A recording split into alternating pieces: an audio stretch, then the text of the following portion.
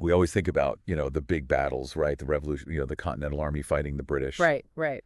But there's so much more to it than that. Absolutely. And, Yeah.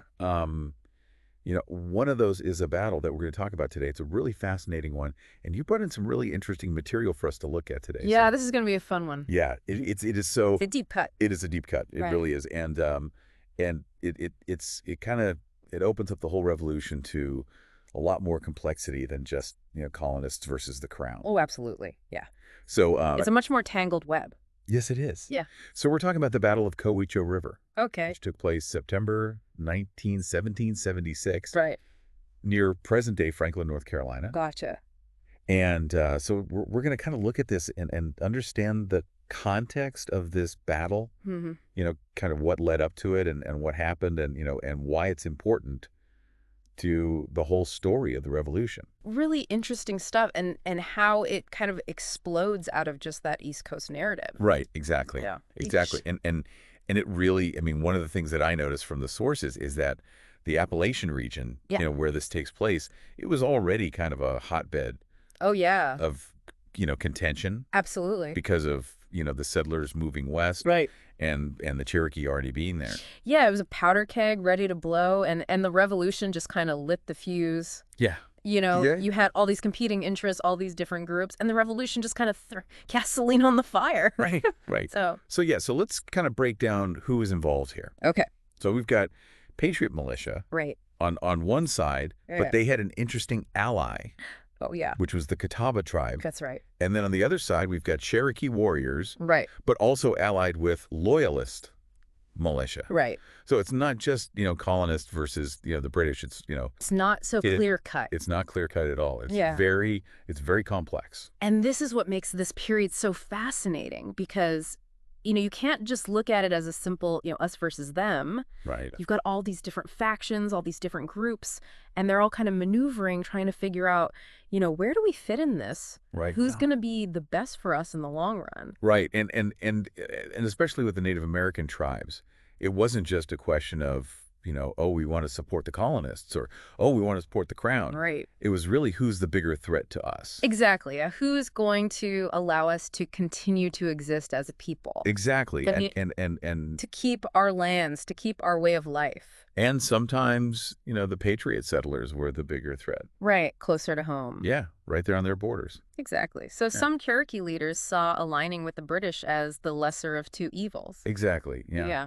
So, well, let's look at some of the people involved here in this battle. So, leading the Cherokee forces was Ostenaco, Oh, okay. which is a pretty well-known name in Cherokee history. A prominent figure for sure. Yeah. And then on the Patriot side, there were a couple of commanders, Malachi Reeves and Jeremiah Huffman, Okay. both of whom were wounded in action and taken prisoner during the battle. Oh, wow.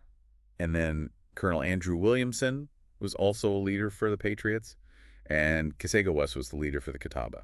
So you have leaders from both the Carolinas, right? Yes. You've got Williamson from South Carolina Yes. operating in North Carolina. Yeah. It shows how widespread this conflict was and how the colonies were kind of banding together to deal with this threat. Exactly. It wasn't just a North Carolina problem or a South Carolina problem. It was a problem for the whole region. Right. And it's interesting because the estimates for the size of the forces, it says that the Cherokee and the Loyalists had about 350 men, Okay. but there's no real clear number for the Patriots and Catawba. Yeah, the sources are a little vague on that. Right. Yeah. Yeah. So, But I imagine it was probably comparable, yeah, probably pretty close. given the fact that they were able to achieve victory. Right. Right. Yeah. So what led up to this battle, though? Well, the Cherokee had been conducting raids throughout July and August of 1776. Oh, so this was kind of in retaliation to the settlers moving in. Exactly. Yeah, they were striking back against the encroachment onto their lands. Well. They were defending their territory. And the colonial governments weren't going to just sit back and let that happen? Oh, no, they weren't going to tolerate that. Right. They started planning counteroffensives. Right. They wanted to put stop to these raids. Right. And really assert their dominance in the region. Right. So it was Brigadier General Griffith Rutherford of the North Carolina Militia and Colonel Andrew Williamson. Right, the guy we were talking about earlier. Right, of the South Carolina Militia. Right. And they were going to team up. Right, they were going to launch a joint operation. aimed at hitting Cherokee settlements in both North and South Carolina. Wow, so this was going to be a major push. Oh, yeah, this was a big deal. They wanted to cripple the Cherokee and basically eliminate them as a threat. So this battle that we're talking about, the Battle of Coweecho River, Yeah.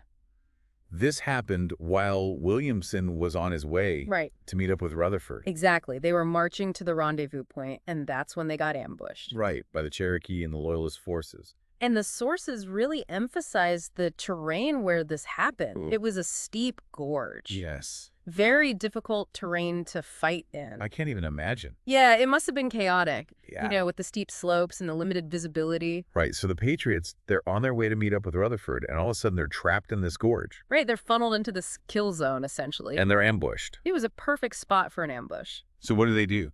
Well, they didn't have a lot of options. Right. They were pinned down. They couldn't really maneuver in that terrain. So they decided to You charge charge. with bayonets Wow. right into the teeth of the ambush. That's crazy. Yeah, it was a desperate move. It must have been terrifying. Oh, absolutely. Yeah. But it worked. It worked. They managed to break through the ambush. Wow. And the Cherokee, they were facing this onslaught, and they were also reportedly running low on ammunition. Ah, okay. So they decided to retreat. Wow. That's amazing. So it was a Patriot victory then. Yeah, it was a victory for the Patriots and the Catawba. But it was a costly one though, right? Oh, yeah, there were casualties on both sides. So what were the numbers? Well, the reports say that 4 Cherokees were killed, 8 were wounded, and 13 were captured. Okay. And on the Patriot side, 13 were killed and 26 were wounded. Wow. So even though it was a Patriot victory, it was Yeah. still, a lot of people died. Yeah, it was a hard-fought battle. Right. And it's important to remember that these numbers represent real people, Yeah. with families and communities. And this battle had a lasting impact on those people. Absolutely. So after the battle, the plan was for Williamson to meet up with Rutherford Right. near Murphy, North Carolina on September 26th. That was the plan. Yeah, which would have created a force of like 4,500 men, Wow. but that meeting never happened. Yeah. The sources just say would not come to be. It's kind of interesting to think about what might have happened if they had met up. Yeah, it's a what-if moment in history. Right. A force that size could have really changed the course of the conflict with the Cherokee. Right. What could have happened? We can only speculate, but it's Yeah. fascinating to think about. Yeah. Maybe they would have been able to achieve a decisive victory and end the Cherokee threat for good. Right. Or maybe it would have just led to more bloodshed. Right. Who knows? We'll never know. Yeah. It's one of those mysteries of history. So today there's a state historic marker at the battle site. Yeah. And the inscription reads, during the American Revolution, South Carolina forces under Colonel Andrew Williamson defeated the Cherokees nearby at the Black Hole, September 1776. Interesting. It kind of makes you think about how history is remembered. Right. And who gets to tell the story. Absolutely. Yeah, this marker presents a very particular perspective. Right. It focuses on the Patriot victory, Right. but it doesn't really acknowledge the complexity of the situation. Right. The alliances, the motivations, the fact that this was part of a much larger conflict over land and resources. Right. It's a simplified version of events. It is a simplified version, and it doesn't really mention the Catawba, who are allied with the Patriots. Right. They're kind of erased from the narrative, Right. Right. which happens all too often. Yeah, it does. So, and there's an alternate name for the battle, Oh, really? which is the Black Hole. The Black Hole. Yeah, and it's kind of used interchangeably with Battle of Coweecho River. Makes you wonder where that name came from. Yeah. It's an evocative name. It is. It makes you think of something dark and mysterious. Yeah, like maybe it was the gorge itself. Yeah. This deep, dark, confined space. Yeah, the terrain could have definitely contributed to that name. Or maybe it was the ambush. Yeah. This sudden violent eruption of fighting in this confined area. Yeah, the ambush definitely would have been a terrifying experience. Right. And the casualties could have also played a role. Yeah, I mean, so many people were killed and wounded in that small space. Right. It must have felt like a black hole swallowing them up. Right. So as we wrap up this deep dive into the Battle of Coweecho River, Okay. it's really clear that this battle was just one small part of a much bigger story. Right.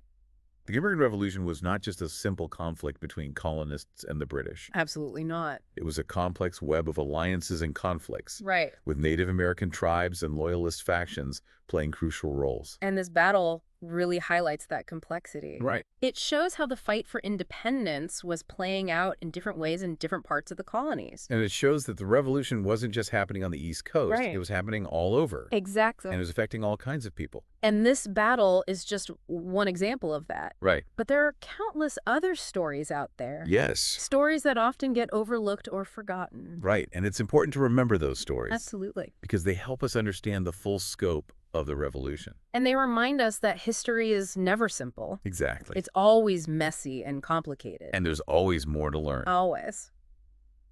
So what do you think our listeners should take away from this deep dive? Well, I think the biggest takeaway is that the American Revolution was much more than just a fight between colonists and the British. Okay.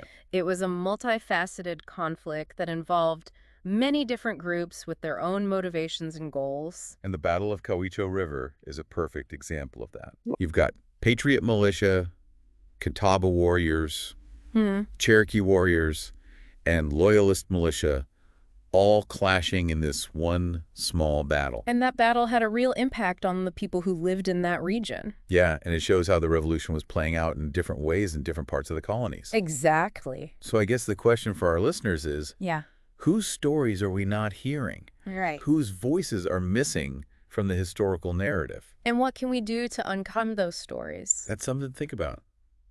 It is. And it's something we should all be striving for. I agree. To tell a more complete and inclusive history Absolutely. of the American Revolution. And of all of our history. Exactly. Yeah. Well, this has been a really fascinating deep dive. Yeah, it has. Thank you so much for bringing this material to us today. Oh, you're welcome. It's been my pleasure. It's been great talking about this with you. Likewise. And for our listeners out there, keep exploring, keep digging, keep asking questions. That's the best way to learn. It is. And who knows what you might discover.